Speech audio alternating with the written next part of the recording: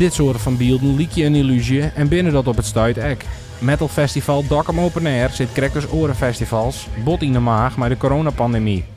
Deze simmer een festival liek het sowieso een heel drege opjefte te worden. Uw gevoel zei dat het een heel moeilijk verhaal gaat worden. De stekker eruit loeken kind nog net, want we hebben natuurlijk ook verplichtingen richting artiesten.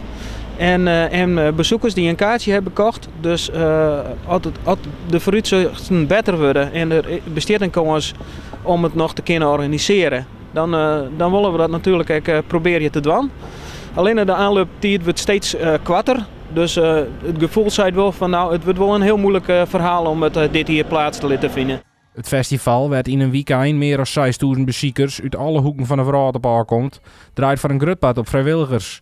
Doch zit er ook wel een soort van financiële druk op het trok in als aanlasten van het evenement. Daarnaast binnen er nog een aantal orenproblemen. Nou, ten eerste is het natuurlijk met die line-up.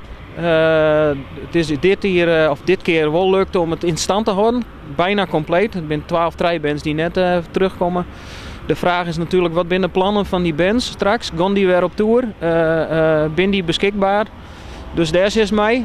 En mensen die een kaartje hebben gekocht, die hebben dat toch voor een groot deel ekdien vanwege de line-up. Dus dan kiest weer hard dat mensen hun kaartje weer in willen leveren. Verder zijn wij redelijk flexibel als organisatie en ik met onze partners waar we mee samenwerken. Ik denk dat iedereen heel graag wil dat het alsnog trok gaat. Dus die bereidheid is er. En een testrit inzetten om de veiligheid te garanderen, is dat dan een optie? Maar als je net vergissen dat de aanlooptijd richting het festival best nog wel kwart is.